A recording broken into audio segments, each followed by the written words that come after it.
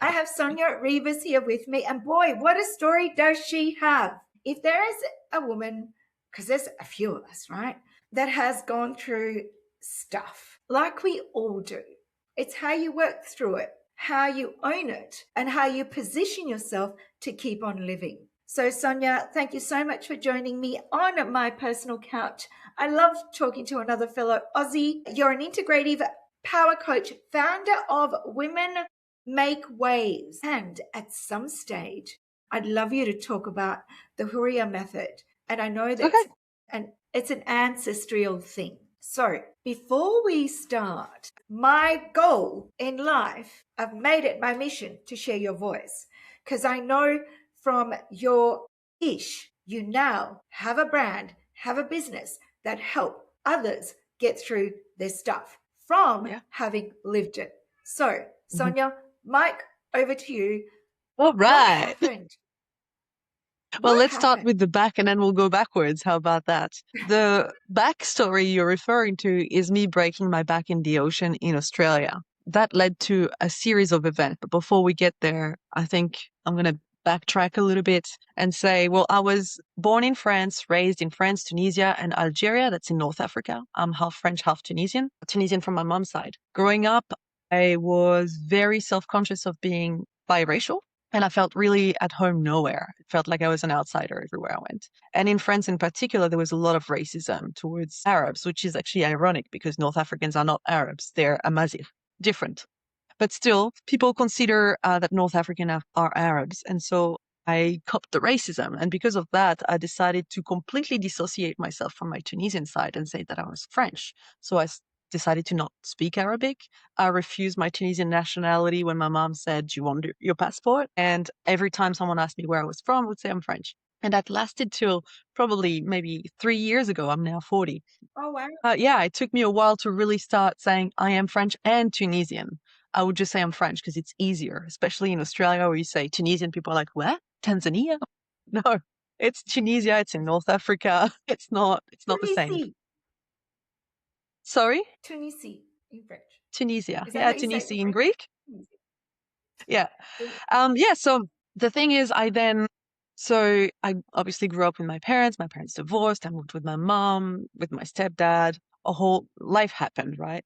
And eventually, when I was about 22, I believe my mom passed away. When she did, I took over taking care of my siblings because there was no father figure involved anymore. Very quickly, I realized that the model that I was following, which is my mom's, was actually killing me. I was becoming very depressed. I was losing myself. It got to a point where I got literally rescued by a friend's mom. She dropped by and she saw me, and she had done that a year before. And she saw me and she said, "You're packing your bag and you're coming with me." She saw that it was like I needed to get out of there. And I slept for 3 months. And then one day I woke up, made her pancakes, and I thought, okay, I need to get out of there.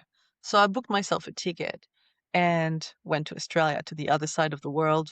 By that stage, I was going to say kids, my brothers were adults. And so I was like, they need to learn to stand on their own feet, and I need to learn not to do things for them to that scale. I need to learn to be able to stand on my own feet as well. And so I went as far as I could because years before I lived in the Netherlands and I would still fly in and take care of them and fly out. And then one of them lived with me in the Netherlands as well. So I was like, I need to be as far as possible, but also somewhere where there's surf and climbing because I used to rock climb and surf at the time. And so I moved to Australia where I knew practically no one and I started was living. just going to ask you, why did you pick Australia? You picked Australia because it was fun. You felt like I just wanted to run away to a place where I can surf and no one knows me. Basically, yeah, it was the furthest possible. It was very hard for me to just hop on a plane and go help my brothers. And it was also a place where I knew there was work opportunity and there was surfing, rock climbing, nature, which was very important to me. So yeah, I ended up coming to Australia and ended up on the coast of New South Wales in Bulla. And from there, I just started my Australian life. And that included surfing. So very quickly as well, I kind of gave up on rock climbing and started getting more into the surfing, developing my skills, becoming better at it. And one day I broke my back. And when I did, I didn't realize I broke my back because at the time I was still very dissociated with my body. And so I couldn't feel pain, but I knew something was off. How did you break your So back? Just surfing. So it was a small day and I kind of fell the wrong way. I got stacked on the board and squeezed by the wave at the same time. So it crushed my vertebrae around the heart Wow. space. And you know, when I moved to Australia, I was not into anything spiritual. I was not into yoga. I was not into any of that. I thought these were just hippie practices and they were not for me. They were very triggering to me, actually, because my little brother, one of them, was into spirituality. And I was like, get it, you know? Stop it. But then when I broke my back and found myself immobilized, I realized that I had been running away for quite a few years. By that stage, I would have been 34, I think, or something like that. And yeah, or yeah, 32. And so I couldn't go rock climbing, I couldn't go surfing, I couldn't go running, I couldn't do all those things. I had to stay still. And that's when I realized, okay, there's physical pain, but not only. And I started going through the process of trying to figure out how to support my healing with the back. But the more stillness I found, the more confused I would be because all these emotions and thoughts and everything would rise. And that was scary as hell. And I found myself How long were you crying still in, for? How long um, were you still for? I can't quite remember, to be honest. I think it was maybe 6 months. I could Jesus. walk, I could do those things, but I just couldn't do the things that help me get my Yeah. adrenaline fix, that get me distracted. Yeah. So So, you were literally thrown for a sixer. You were like forced yeah, to sit still with your brain. yeah, yeah. One of the I was forced hardest to sit things not a only with woman my brain, in but I Western think can with, do. yeah, 100%. But later I realized it was not just my brain and it's not a coincidence that I broke my back at the heart space level, T7. All of it was just meant exactly for where I needed to go, but I had no idea. And yeah, so I just started meditating. I started meditating because I was like, okay, well, breath work, meditation, all of it came kind of slowly. I started with Akashic meditations. For some reason, that's what found me. And I got really good at it. And it was feeling so peaceful. And, you know, when you get to really connect spiritually with your essence, it's a place that is of pure acceptance, pure love, pure compassion. It's just so warm and encompassing. And it's a place where you feel one. So that identity split didn't exist there. All the pain didn't exist there. And so at first, I just was meditating to avoid being in my life and being in a place where it feels good, right? And Obviously, how yeah, did you have to go? Okay, so I'm going to ask you two questions. How did you go back to get back into the space? yeah, Two, job because we're talking about your back and the accident, and nothing is an accident, and you broke your at T7 at heart level, which I think is really interesting, hmm because there's obviously a lot of because I'm now touching my body, right? And I'm feeling what you're talking about. And I'm thinking, because I've gone through a traumatic experience as well, and as per a lot of people have, right? Did you find almost the identical time you did age that I did? Do you find that because life happened for you, do you find hmm that that was a blessing? 100%.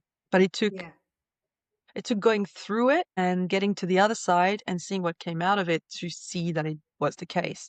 And I think the yeah. spiritual practice that it got me started with, even though at first it was another form of distraction, also leads you to understand that life always has your back, literally. Life always has your back. There's your tagline. Life always That's my has your back. tagline. But yeah, so, you know, to answer your first question, how did I get to stop avoiding life with meditation? I think at first I had to cry myself to sleep a few times because the main question that arose for me was, who am I? Because I had realized that I'd spent my whole childhood, my whole life adapting. And that's, you know, one of the childhood survival mechanism where you adapt to make sure that you get through the day. And so I had learned to adapt so well by virtue of being biracial, of my childhood trauma that I had to navigate, of being in different countries because I moved to the Netherlands as well. And so I became a very skillful chameleon to the point that I didn't know who I was. And so even though at first it was a distraction, I started thinking, you know, and as I said earlier, when you get into those meditative states really well, eventually for me, it came to a point where I was like, I don't want to go back to real life. It's too painful. And in fact, if life were to take me now, I would not fight it. That was that deep. That something in me kind of was pulling me and saying, no, we're not doing that. We gotta make sure that whatever is here inside when you're connecting to yourself can be on the outside as well. And so I had to start building the practices of bringing and integrating the inner work into the outside world. Um, So realistically speaking, I mean, you didn't do it yourself. This is the thing. what? You didn't do You it know, yourself. breaking my back or No, no, no. In terms of the work, in terms of getting to that next level. I mean, I know you had to do the inner work, but you obviously would have sourced other assistance, like, I don't know, coaches, no, those actually that I didn't at first. you didn't. Okay, so No, you at did that first I panel.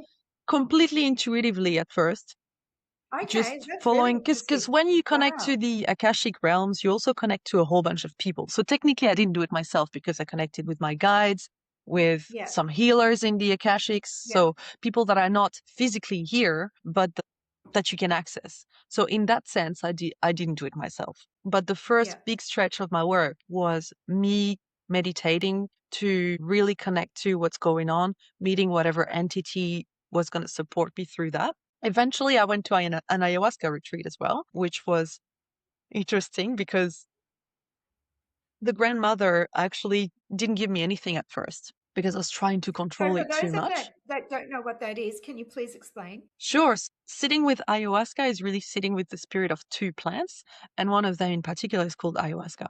Now, it's a vine and a leaf that are put together to allow you to enter an altered state of consciousness. It comes from South and Central America. And it's a very revered practice, very ancestral and deeply spiritual, deeply powerful as well.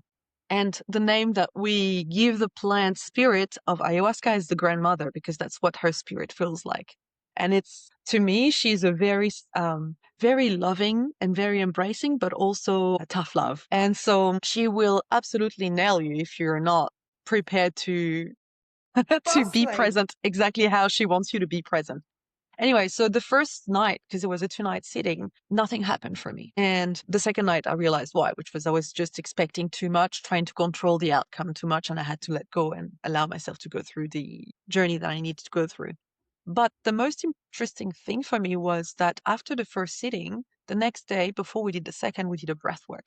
And it was a type of breath work that was supposed to connect us to our other realms as well. And I had the most profound journey. It was insane. It was a journey that Okay. actually was both a memory and a vision at the same time.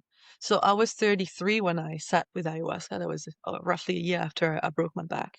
And as I was doing this breath work, saw the so I had a vision of me being about 3 weeks old, lying in a cot and smiling to angels, as we say in French. So you know how babies smile sometimes for no reason? That's basically what I was doing as a baby. But at the same time, I had the memory of what that 3-year-old version of myself was seeing. And what she was seeing was 33-year-old me seeing her. So the That's three amazing. week old had a vision of 33-year-old, and the 33-year-old had a vision of 3 weeks old. And by doing that, I also remembered the memory. And it kind of connected me to that version of myself, that baby. And I felt this incredible highway of love pouring through me. It was insane. And I cried and I laughed, and it was an interesting and surprising and ecstatic situation. And after that, I really suffered from self-love before. After that, it was just impossible not to love myself anymore. And so it was a bunch of things happening all at the same time. Um, Oh, I'm going to go off on a tangent because I love talking about dreams. yeah. So, for those that have these dreams, how does one break it down, decipher it, not be scared of it? What kind of dreams are we talking about? Like, for example, the dream that you had, the 33-year-old, the three, Oh, and that you had wasn't a all this, dream. That was a vision. Yeah. oh, that's the visions. So, Yeah. it could come into your dream, So or you could have a vision. just curiosity, just to be curious and to be non-judgmental about it. Worst case Yeah, scenario, you get a good story out of it. Best case scenario, you actually get the lesson from it. There's yeah. always something to take from literally everything that happens in your life. Life is basically a lesson unfolding, and I love everyone that Yeah, and everyone that you meet is the same thing. I don't know. There are It's people just that one of those are, things. I mean, people are the same. They're here to, you can use people, things, events, everything. And I say use purposefully here, but as lessons. And so if you're really Yeah. willing to learn, you can. So with the dreams, it's the same thing. Now with dreams, it's very particular as well, because depending on, and I say that from my personal experience, depending on your ancestry, you may have a different connection to dreams. Africans and North Africans in particular, dreams are very important.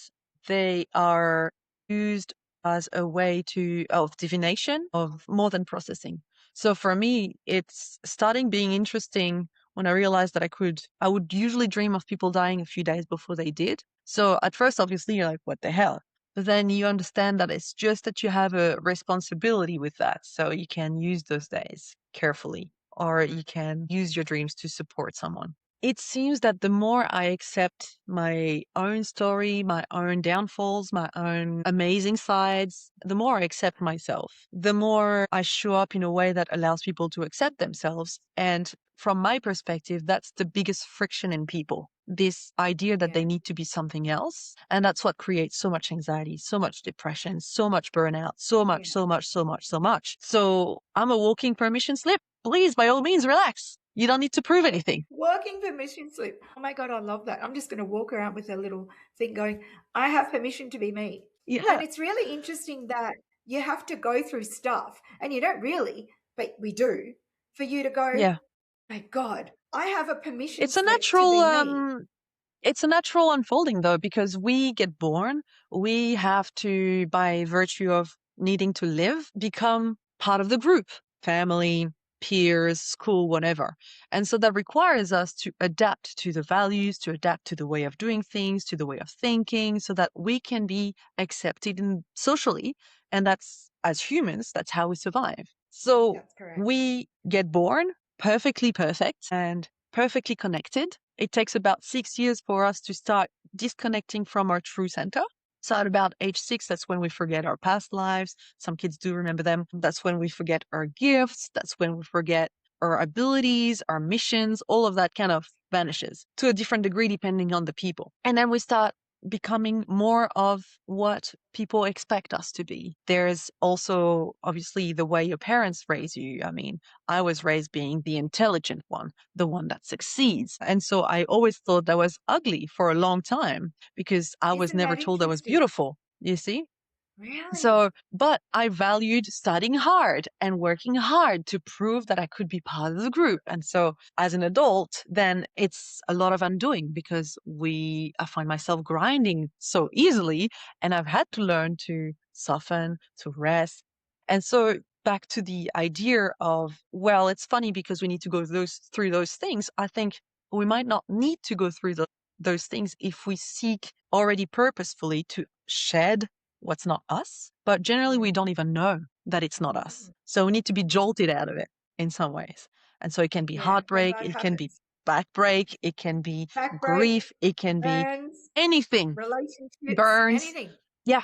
Yeah, it Falling can be down, absolutely anything. And it can losing be your also job. great stuff. It can be finding Yeah. love. It can be, traveling the world. It can be Oh my anything God, that I is love that so you said that. emotionally, yeah, because we think we have to go through the bad stuff, and we do. Naturally, it's life. But we tend to not look at the lessons of the good stuff either, when there are some there. So it's important to look at all of that. But that's something that comes, I think, with understanding that life is a mirror to yourself. That is so true. Because I do think So, that, yeah, I'm a product of my parents being a yeah, workaholic. However, I understood that and I've changed. I'm not yeah, as I did 360 and I'm like, yeah.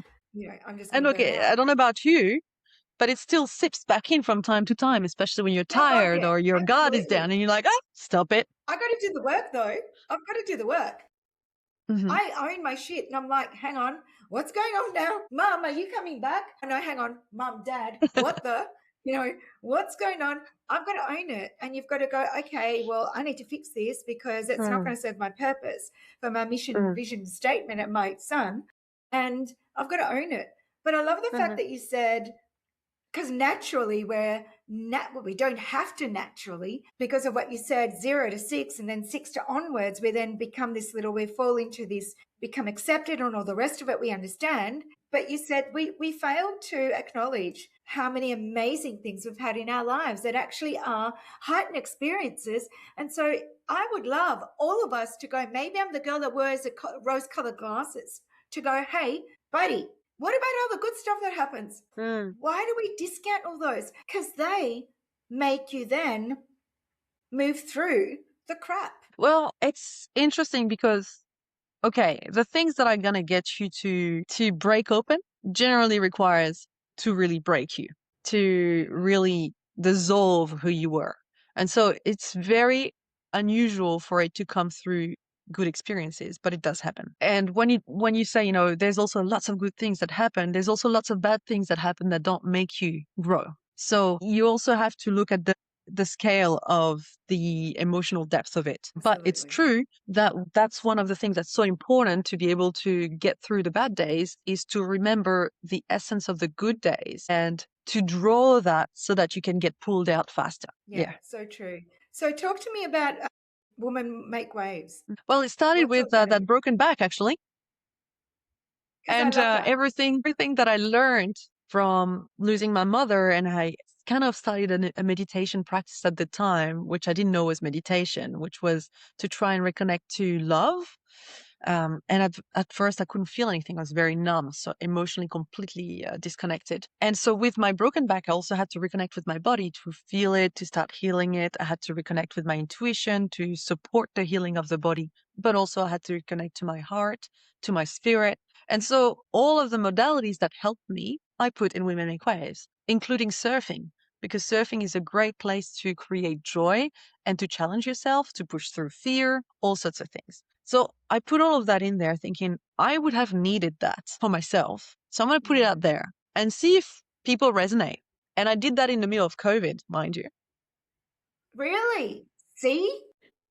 Yeah, And you must have been in your 5K zone or whatever it was. And all of a sudden you're like, I'm just going to do this. Like my mum's off the now tangent. My mum's first cousin, and I think she was in her late 70s, early 80s. She started a rogue radio station in Athens during COVID. Like, nice. that's ballsy.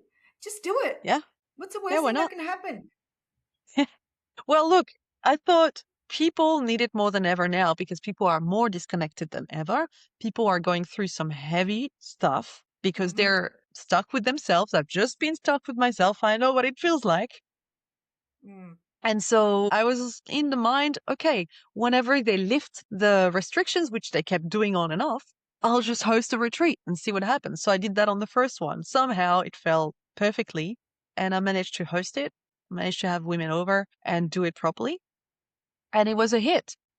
Women very quickly got reconnected with themselves, but also with the others. It was a really beautiful space of sharing. So that's how it started. I did a few of them. And then I thought, okay, I can't just wait for retreats to be able to support women. So I started pulling the tools that I had brought in. So there was cacao ceremony, there was journeying, Akashic journeys, there was some inner power work, which at the time I didn't call that. And there was surfing, there was breath work, all sorts of things. And so, yes, just started to do workshops. And again, eventually I thought, okay, well, how do I reach more people with that? So went on the online journey and now on the speaking journey. And so, Which I yeah, love. just slowly building it. And throughout, what's interesting is that the more I worked, a business is it's like 10 ayahuasca doses. It forces you to really step up. If you want it to get to the next stage, you need to get to the next stage. You need to Mm-hmm. be able to show up.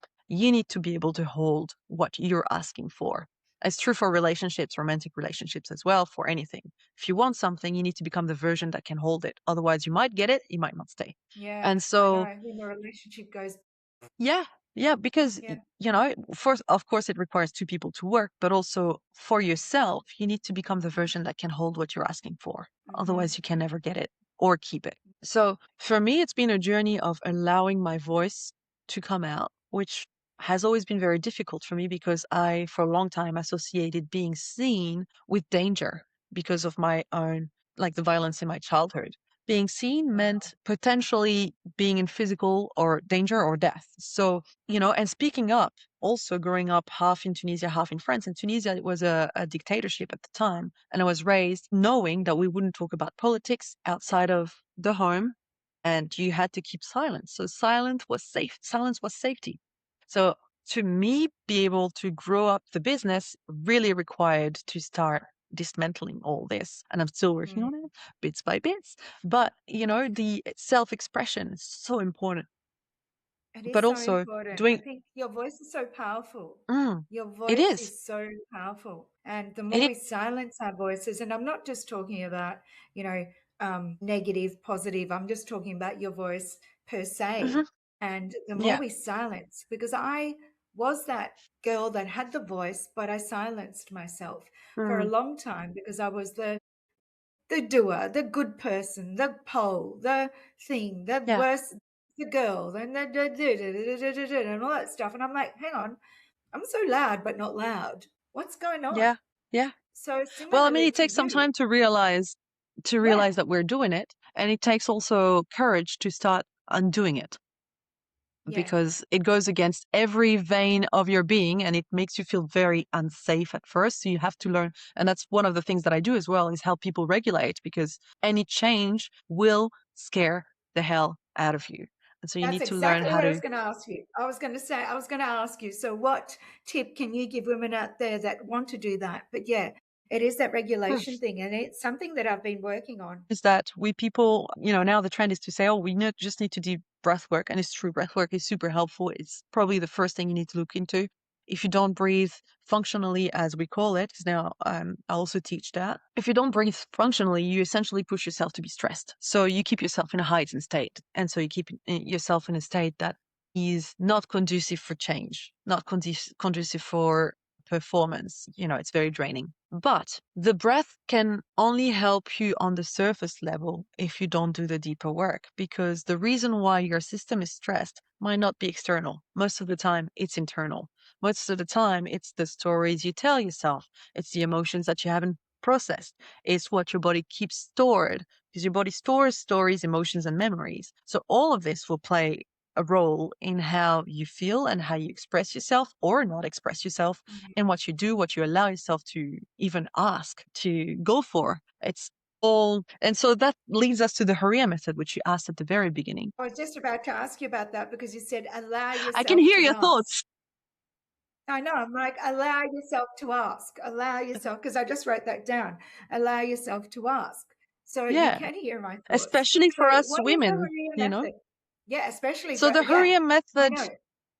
Yeah, so us women really struggle with asking because we've been raised to be of service, and so to ask little and give a lot. The Houria method actually comes to the word Houria means free or free woman in Arabic, and it's my grandma's name, also my middle name. And so I thought it was perfect for the method, because what it Beautiful. did for me was to really allow me to free myself. And the more I practice it, the freer I feel. And in doing all those practices, I also reconnected deeply with my roots, which is leading me to crazy adventures, which we can talk about later. So the Hurriya That'll be the method next is podcast.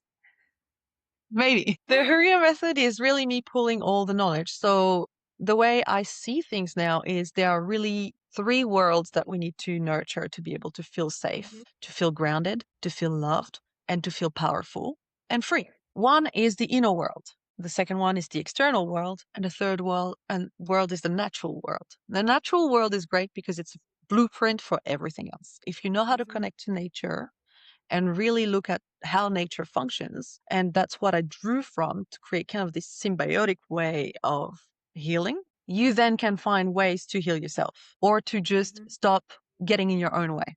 The inner world is kind of an ecosystem of its own that has your body, your mind, your emotions, and your spirit. And they constantly interact.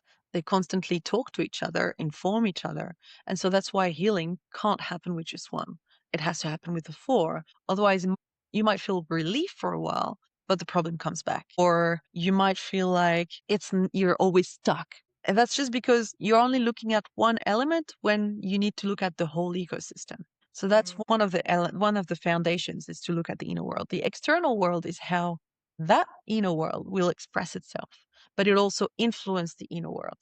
And that's where you need to look at what environment are you finding yourself in. Just like any species, you need the right environment to thrive. Just like any species, the environment will impact you and you will impact the environment. So look at your home. Is it making you feel safe or is it making you feel stressed?